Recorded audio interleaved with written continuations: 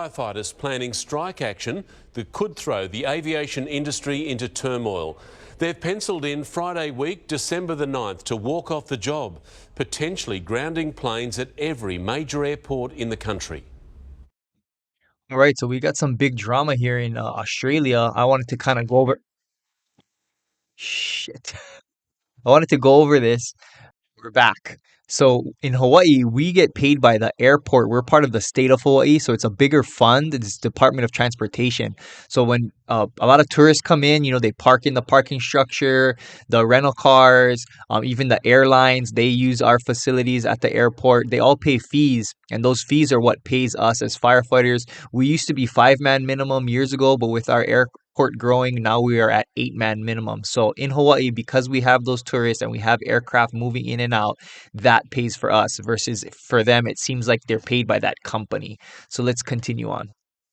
Rescue firefighters on strike December 9th from 6 to 10 a.m. They know it could cause pre-Christmas chaos. We take this very seriously. This is not something that's taken lightly. The stop work will hit 27 airports nationwide, domestic and international, at each of the capital cities and the major regional hubs, including tourist hotspots like Ballina, the Gold and Sunshine Coasts, Cairns. The reason? Staff cuts, leaving them 100 officers short nationally.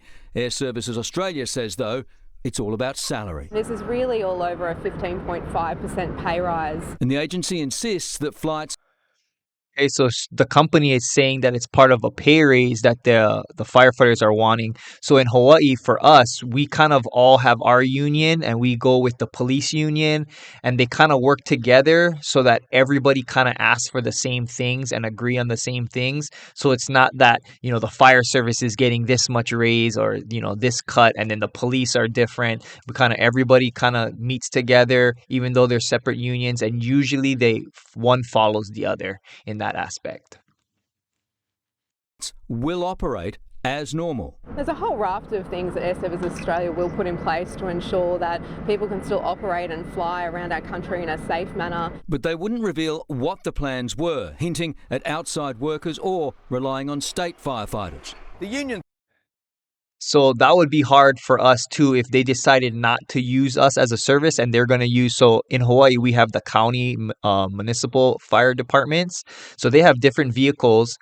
And also, if they came to the airport to serve the airport, then the areas that they are leaving, the towns that they usually would cover, are now don't have coverage. So you can't really use one to fill the other without stressing someone. You're either going to replace the ARFF crews at the airport and then stress the city side, or try to, help and fund the ARFF services.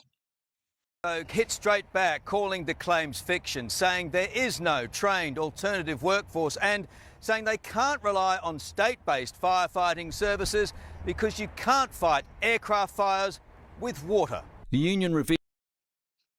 Yeah, they have different trucks. As I said earlier, the ARC vehicles, we have that AFFF foam, and that's pretty much what's used to, as we saw from all the other videos, it suppresses the vapors, it cools the aircraft, it can smother and separate the fuel from the air.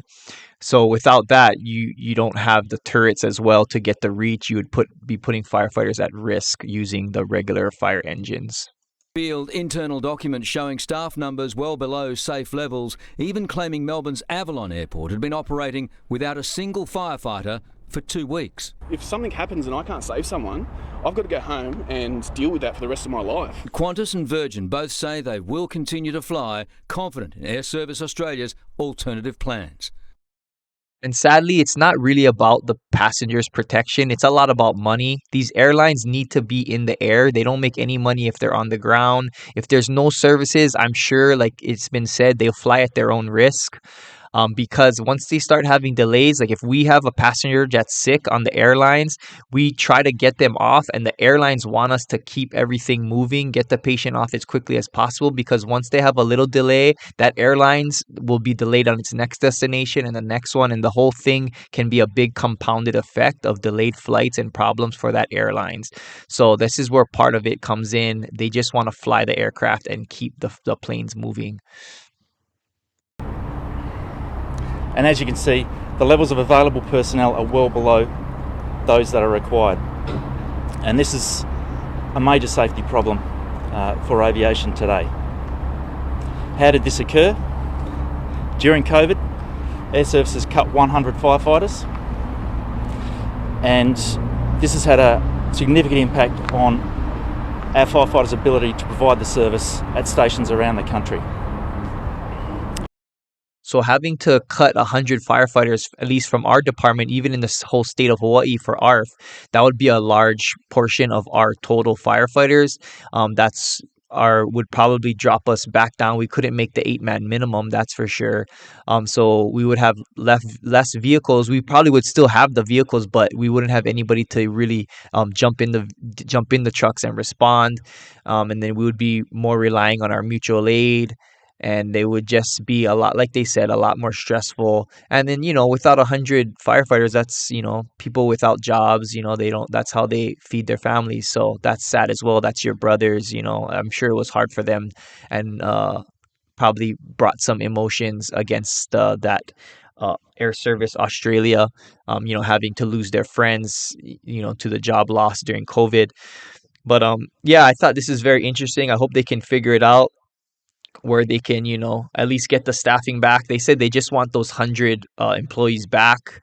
And it's not too much about the 15.5% pay raise. And if you want to watch some more of this, I'll put the link in the description below, or you can look at it here. It's the Australian firefighters cause chaos with their strike action in Australia. So hopefully they can figure it out. It's very interesting, especially, being our firefighter. So I hope you enjoyed this, and I'll see you guys next time.